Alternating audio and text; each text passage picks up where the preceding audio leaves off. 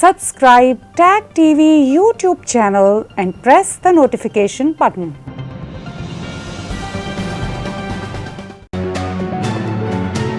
YouTube पर tag TV का channel subscribe कीजिए और नोटिफिकेशन का बटन भी दबाइए। किसी किस्म का चैलेंजिंग ज़माना हो, टैग टीवी अपने व्यूज़ और न्यूज़ लाने में देर नहीं करता।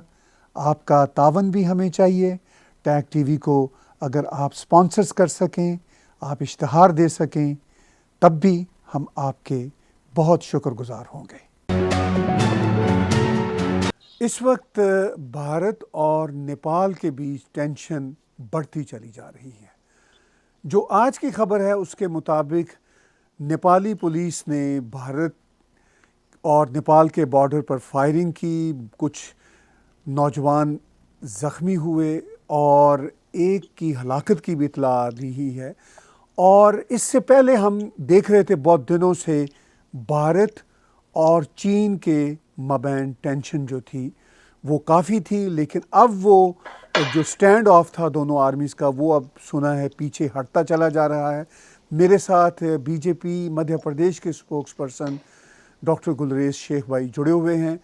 डॉक्टर गुलरेज शेख भाई, ये जो आज का वाक़या जिसकी इतलात हम तक पहुंच रही हैं, आप भारत में बैठे हुए हैं, उसकी ज़रा तफसीलात हमारे व्यूअर्स को बताइए।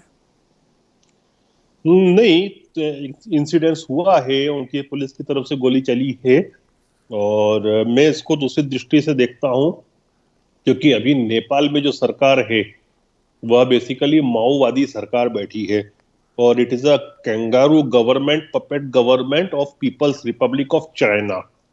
और आप देखिए, नेपाल आज के समय एक प्रॉक्सी स्टेट की तरह एक्ट कर रहा है। और मैं आपको इसका सबसे बड़ा उदाहरण दूंगा। अभी से कुछ दिनों पहले, सवा महीने पहले, जो नेपाल कम्युनिस्ट पार्टी है, वह दो पार्टी जो थी वहां पर, एक तो लेनिनिस्ट फ्रैक्शन था और एक माओइस्ट फ्रैक्शन था। उन दोनों ने मर्ज किया और साउथ एशिया की सबसे बड़ी कम्युनिस्ट पार्टी बना ली। अब इनके बीच में पावर स्ट्रगल दोनों ग्रुप्स के बीच में शुरू हुए, तो ऐसा लग रहा था कि ओपी शर्मा की जो कुर्सी है वह चली जाएगी। तो चाइना ने इस हद तक वहां हस्तक्षेप किया कि जो चाइनीज एनवॉय हैं, जो महिला एनवॉय है वहां की नेपाल में चाइना की, उन्होंने कम से कम 5 से 6 मीटिंग्स की चाइना की नेपाल कम्युनिस्ट पार्टी के साथ। और उस जो आपस में अंतर्द्वंद चल रहा था दोनों फ्रैक्शंस के बीच में, लेनिनिस्ट और माओइस्ट के बीच में, उसको रिजॉल्व कराया और वहां की सरकार को गिरने से बचाया। अब आप ये समझिए कि कनाडा में यदि कोई भारत का एम्बेसडर है या यूएस का एम्बेसडर है, वो कनाडा में जस्टिन ट्रूडो की जो माइनॉरिटी गवर्नमेंट है वो कभी गिरने लगे और यूएस का एम्बेसडर जाए और उनके बीच में पैचअप करा दे, या इंडिया का एम्बेसडर जाए और पैचअप करा दे, ऐसा नहीं होता है। ये तो किसी दूसरी देश की इंटरनल पॉलिटिक्स में हस्तक्षेप करने की बात है। तो चाइना ने बड़ी बेशर्मी के साथ अपनी एनवॉय को भेजकर वहां पर ओपी शर्मा की कुर्सी बचाई। तो डेफिनेटली वर्तमान में जो नेपाल है वह एक कैंगारू गवर्नमेंट चल रही है और एक प्रॉक्सी स्टेट की तरह बिहेव कर रहा है। तो ये जो कुछ भी हो रहा है ये चीन के इशारों पर हो रहा है। और डेफिनेटली चाइना के साथ हमारी अभी कुछ तनातनी चल रही है, बॉर्डर पर स्टैंड ऑफ बना हुआ है, लेकिन मुझे लगता है कि वो रिजॉल्व हो जाएगा जल्दी। तो ये बताइए, जो आज का इंसिडेंट हुआ है जिसकी खबरें आ रही हैं, अब तक की क्या इतलात हैं? नहीं, इसके ऊपर गृह मंत्रालय ने रिपोर्ट मांगी है। एक बार गृह मंत्रालय के पास रिपोर्ट आ जाए उसके बाद जो कार्रवाई करनी होगी भारत सरकार डिसाइड करेगी। और ये बताइए कि पिछले दिनों मोदी सरकार ने नेपाल के साथ बहुत अच्छे रिलेशन बनाने की कोशिश की। लगता था कि ये रिलेशंस अब रिपेयर होंगे, तो ऐसा क्यों नहीं हुआ? क्योंकि एक ही कल्चर के लोग हैं, एक ही धरती के लोग हैं, तो क्या आपको इसकी वजह नजर आती है? कल्चर से ज्यादा भी ये एक स्टेप आगे उठ के कहूंगा कि नेपाल के साथ भारत का मूल्यतः रोटी बेटी का रिश्ता था और है। लेकिन अभी जो सरकार है, सारी समस्याएं उस सरकार की, क्योंकि सरकार जो है वह नेपाल के हित में निर्णय नहीं ले रही। नेपाल की सरकार नेपाल की सरकार के पास जो हिज मास्टर्स वॉइस बज रही है बीजिंग से, उस ट्यून के ऊपर डांस कर रही है ओपी शर्मा की सरकार। तो यह सब तो एक प्रॉक्सी चल रहा है चाइना की तरफ से। चाइना जैसा निर्देशित कर रहा है वैसा वहां पर एक्शन हो रही है। तो इससे नेपाल को फ़ायदा क्या होगा? वो तो भारत के साथ अच्छे संबंध बनाने में नेपाल को फ़ायदा होगा। कल्चर एक है और कुर्बत जो भारत के साथ नेपाल की बनती है वो बन ही नहीं सकती। ठीक है, मैं समझता हूँ कि जो सरकार है वो माओ वाली सरकार है, लेकिन अगर वो माओ वाली सरकार भी भारत के साथ अच्छे टर्म्स रखे तो जो उनको इकोनॉमिक और सोशल बेनिफिट्स भारत से हो सकते हैं वो चाइना से तो नहीं हो सकते। क्या चाइना से बेहतर उनको बेनिफिट है? देखिए, बड़ा स्पष्ट कहना चाहूंगा मैं एक बात, कि लाखों की संख्या में नेपाली लोग आते हैं भारत, अपनी रोजी रोटी कमाते हैं और अच्छे लोग होते हैं। मैं फिर भी कह रहा हूं कि नेपाली लोग अच्छे होते हैं, ईमानदार लोग माने जाते हैं। लेकिन आप ये समझिए कि कम्युनिस्ट्स की जो मानसिकता होती है वो कभी भी राष्ट्रवादिता की नहीं होती है। वो अपने राष्ट्र से ज्यादा अपनी विचारधारा के प्रति उनका झुकाव होता है। और माओवादी तो मानते हैं कि the power comes from the tip of the bullet. तो माओइस्ट गवर्नमेंट है, लेकिन आप देखेंगे कि ये गवर्नमेंट भी ज्यादा दिन नहीं चलेगी। आपने देखा होगा कि श्रीलंका में जो गवर्नमेंट पिछली बार थी, तो जिस प्रकार से एंटी इंडिया उसका एटीट्यूड था, मालदीव्स में जो गवर्नमेंट थी उसका एंटी इंडिया एटीट्यूड था। इलेक्शंस में क्या हुआ, उनकी खुद की जनता ने ओंदे में उठा के फेंक दिया। यही इस सरकार का भी होना है। आपने श्रीलंका की मिसाल दी और वो बड़ी अच्छी मिसाल है कि श्रीलंका चीन के पंजों से बाहर निकल आया, वरना चीन तो वहाँ पर अपना टेरिटोरियल क्लेम कर रहा था। नेपाल में भी समझौता में किया ना उन्होंने। ठीक है ना, तो नेपाल में भी यही सूरत हाल है। और बिल्कुल नेपाल है। की जो जनता है वो ऐसा नहीं चाहती, वो भारत के साथ ही अच्छे टर्म्स चाहती है, वो अपनी बेहतरी चाहती है, चीन के पंजों से बाहर आना चाहती है। और आपने कहा कि ये भी सरकार गिर जाएगी। अगर ये सरकार कभी आने वाले महीनों में या 1-2 सालों में गिर जाती है तो क्या कुछ चांस है कि डेमोक्रेटिक सरकार वहाँ पे आ सके? नहीं, डेमोक्रेटिक सरकार तो आएगी, क्योंकि बेसिकली नेपाली लोग हैं वे तानाशाही को बहुत दिन बर्दाश्त नहीं कर सकते। और इस तरह की जो सरकारें, कम्युनिस्ट सरकारें होती हैं, इनका एटीट्यूड तानाशाही वाला होता है। तो ये सरकार जैसे ही बदलेगी, भारत के साथ तो उनके रोटी बेटी के रिश्ते हैं जो चीन के साथ तो बन भी नहीं सकते। क्या आप सोच सकते हैं कि चीनियों को अपनी बेटी देंगे वो, या चीनों की बेटियां लेंगे? संभव नहीं है। तो भारत एक नेचुरल अलाय है। अभी जो सरकार की वजह से समस्या है ये तात्कालिक है, बाद में सुधर जाएगी ये स्थिति। लेकिन भारत सरकार, एक बात है कि सब चीजों पर पैनी नजर रखी हुई है और उचित कार्रवाई होगी। इससे अधिक मैं नहीं कहूंगा, लेकिन हम नजर गड़ाए रखे हुए, जो भी एक्शन कर रहे हैं ये लोग, उसमें हमारी तीखी नजर है। और ये भी बताइए डॉक्टर साहब कि जो चीन की अपनी सूरत हाल है कोविड-19 के बाद, जिस तरह अमेरिका की तरफ से उन पर दबाव बढ़ता चला जा रहा है, यूरोपियन यूनियन की तरफ से बढ़ता चला जा रहा है, पूरी दुनिया में चीन एक्सपोज हो गया कि उसने कोविड-19 के सिलसिले में कितना झूठ बोला। और मैं यहाँ सख्त ये बात तो नहीं कहूँगा कि ये शायद शुरू ही उन्होंने किया, एटलीस्ट झूठ तो बोला और कितनी बदमाशी की। चीन के अपने अंदर बहुत रेजिस्टेंस है, चूँकि जो चीनी अवाम भी है वो इस कम्युनिज़म की बदमाशी से बाहर आना चाहती है। हांगकांग में जो हो रहा है आपके सामने है, वो जो बाल्कनाइजेशन ऑफ चाइना की सूरत हाल है वो भी आपके सामने, उस पर भी रोशनी डालें। और जो स्टैंड ऑफ है भारत के साथ, जिससे अब वो इतलात आ रही हैं कि ये पीछे चीन हटता चला जा रहा है, तो आफ्टर ऑल चीन किस तरफ आपको जाता नज़र आ रहा है? कोई इतने बड़ा जो ड्रैगन जिसको हम बोलते थे, क्या वो अब छोटा कोई सांप बनता नजर आ रहा है आपको?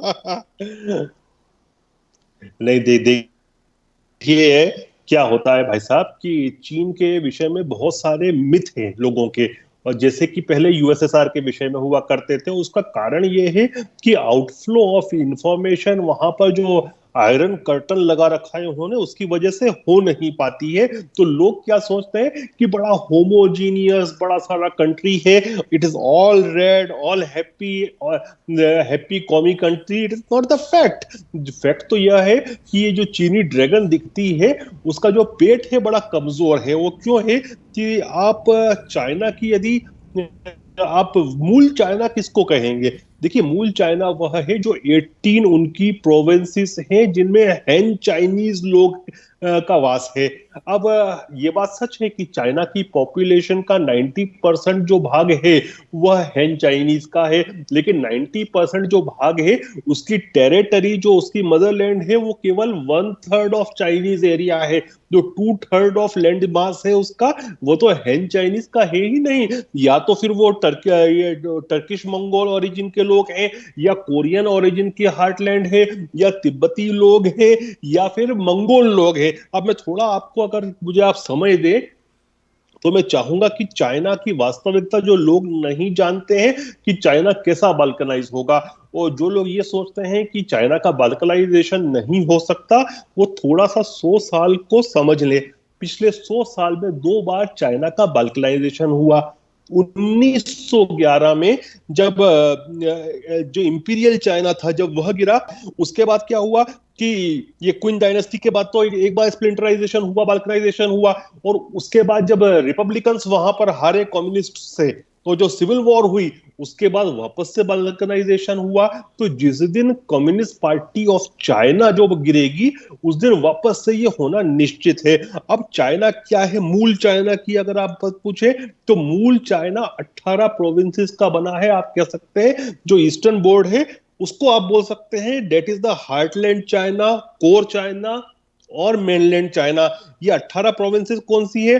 अनहुआई, चिली, फुजियान, गैंशाओ, Guangdong, Hubei, Henan, Jilin, Hunan, Jiangsu, और इसे 18 नाम है। क्योंकि मैं आपका टाइम ज्यादा नहीं लूंगा, टाइम की आपकी टाइम की सीमा है, तो 18 प्रोविंसेस हैं जिसमें यूनान भी आता है, और यूनान भी ज्यादातर समय इंडिपेंडेंट प्रिंसिपलिटी रही है वहां की, जिसको चाइना ने हमेशा स्वीकार किया। आज उसको चाइना में क्लब कर रखा है, और यही पार्ट है जो डेवलप्ड है, जो हमको अच्छी स्काईलाइन दिखती है, डेवलपमेंट सिटीज का दिखता है, वो हैन चाइनीज एरिया जो 1/3 है केवल कंट्री का, उसमें है। इसके अलावा यदि आप बात करें तो इनकी जो दूसरी प्रोविंसेस हैं, चाहे वह इनर मंगोलिया हो, चाहे केरनिन हो, चाहे हेलिंगोंग हो, चाहे जिंगजियांग जो कि बहुत ज्यादा न्यूज में रहता है, चाहे निंगजिया हो, ये बहुत अंडर डेवलप्ड है। अब थोड़ा मैं बताऊं आपको, देखिए ऐतिहासिक रूप से जो ग्रेट वॉल ऑफ चाइना, जिसको विश्व का अजूबा माना जाता है, उसको जो निर्माण किया था इसीलिए किया गया था कि जो हैन चाइनीज, जो मूल चाइनीज किंगडम्स है, उनको मंगोल के जो इन्वेजन होता था उससे बचाया जाए। तो टिपिकली अगर आप बात करें तो जो कुछ भी नॉर्थ ऑफ जो ग्रेट वॉल ऑफ चाइना है वह चाइना मंगोलिया। क्या हुआ कि 1911 में जब क्विन डायनेस्टी का जो फॉल हुआ, तब देयर वाज अ मंगोलिया जिसने अपने आप को एक इंडिपेंडेंट कंट्री घोषित कर दिया, और उन्होंने एक खानेट बनाई, और खानेट के अंदर उन्होंने अपने आप की एक नेशनल आइडेंटिटी गवर्नमेंट बना ली। लेकिन क्या हुआ कि उसमें बहुत सारे जो एलिमेंट थे अपनी इंटरनल राइवलरीज और इंटरनल पॉलिटिक्स की वजह से बीजिंग का सपोर्ट लेने चले गए, और उस समय बीजिंग जो था वह चाइना की कोई जिसको कहते हैं एस्टेब्लिशमेंट का सेंटर नहीं था। लेकिन बाद में कम्युनिस्ट पार्टी ऑफ चाइना ने ये किया कि जो साउथ ऑफ मंगोलिया था उसको पूरा एनेक्स कर दिया, और उसको नाम दे दिया कि province of autonomous province of inner Mongolia. तो वो एक कब्जा हो गया इसी पर। और फिर उसके बाद क्या किया इन्होंने कि वहां की डेमोग्राफी चेंज करना शुरू की, क्योंकि वो स्पार्सली पॉपुलेटेड था, पॉपुलेशन ज्यादा नहीं थी, तो जितने बड़े बड़े शहर थे वहां से लोकल मंगोल लोगों को गांवों में भेज दिया मार मार के, और हैन चाइनीज को बैठा दिया। इसी प्रकार से जिंगजियांग जो कि एक बहुत बड़ा प्रोविंस है, जो कि बहुत न्यूज में रहता है उगर मुसलमानों की वजह से, जिस प्रकार से जीनोसाइड चल रहा है उनका वहां पर, जिंगजियांग भी थ्रू आउट इट हिस्ट्री, पूरे इतिहास में अपने, वो एक आजाद मुल्क रहा था। उसके ऊपर क्विन डायनेस्टी ने कब्जा किया था अपने आखिरी समय में, और जैसे ही 1911 में उनका फॉल हुआ, इसने अपने आप को इंडिपेंडेंट घोषित कर दिया, क्योंकि ये लोग तो स्ट्रगल कर ही रहे थे उस डायनेस्टी से।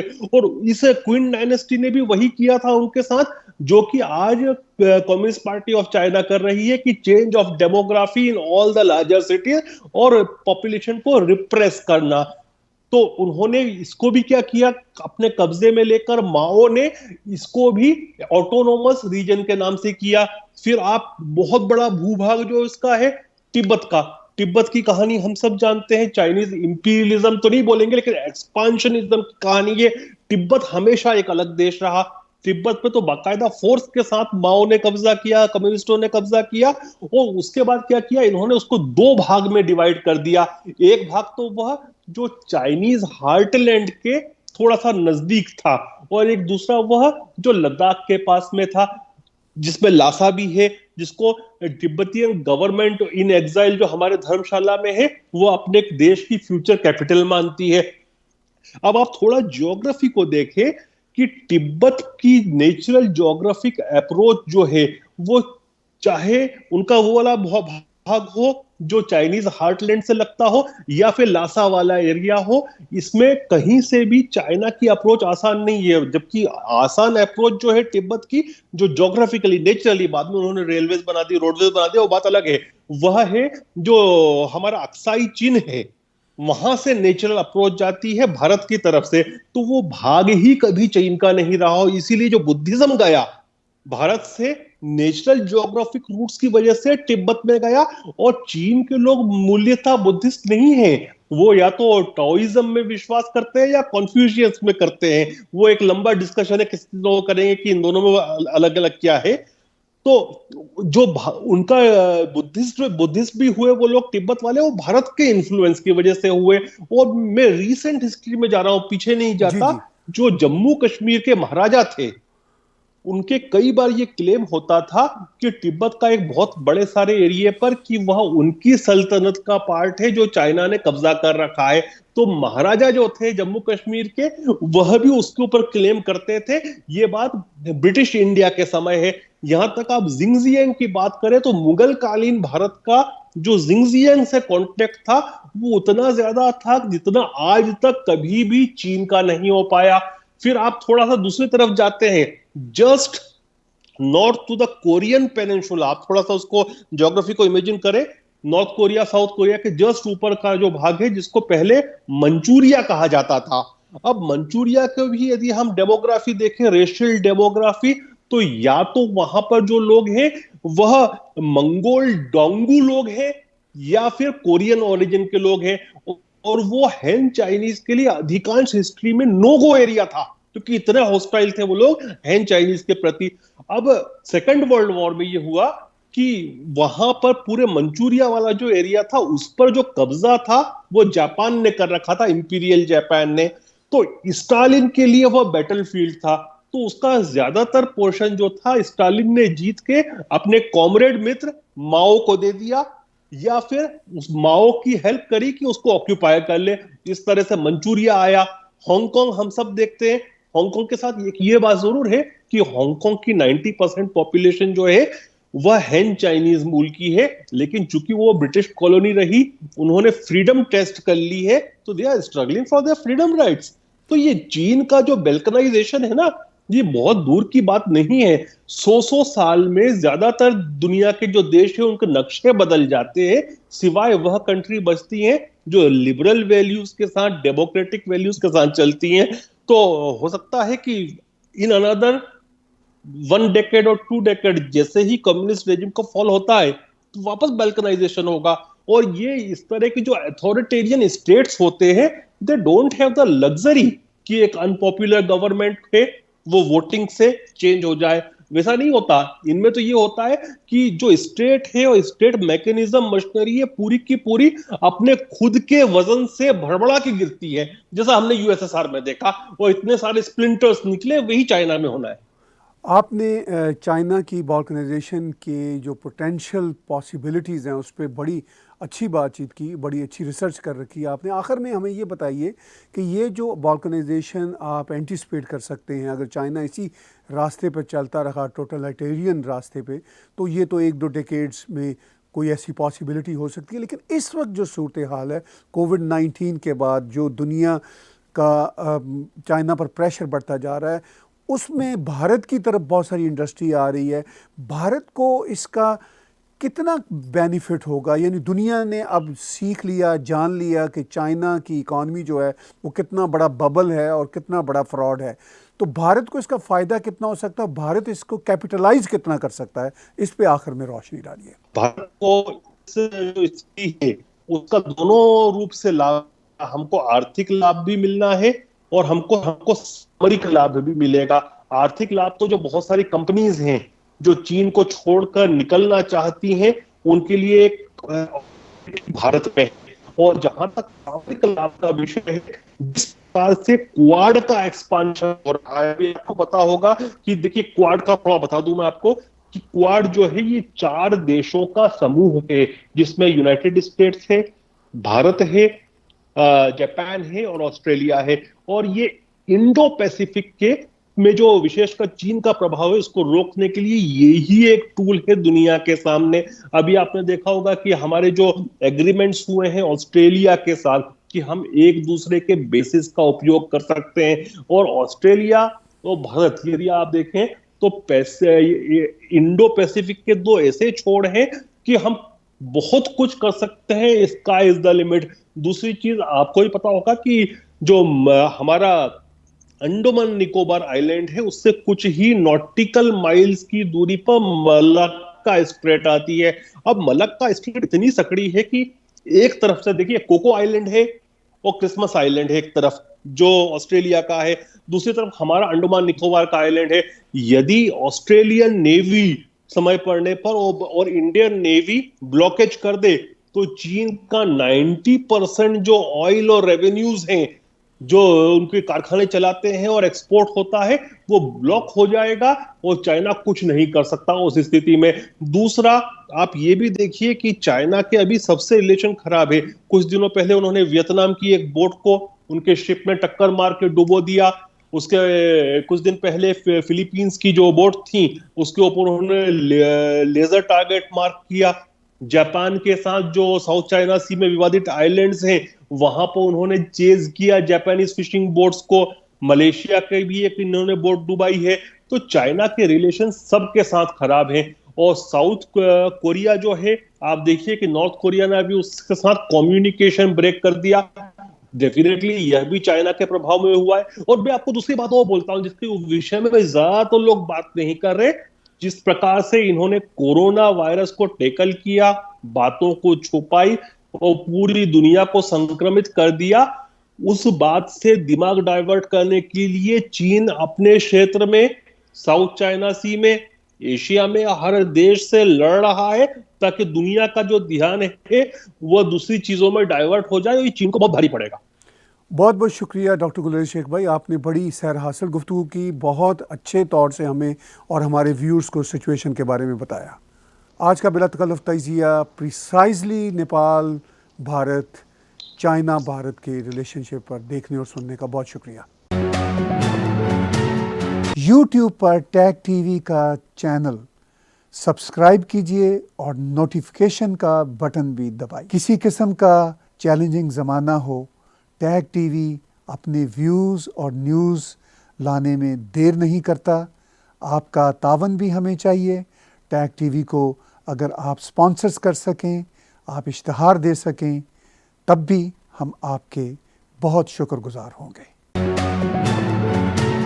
Subscribe Tag TV YouTube channel and press the notification button.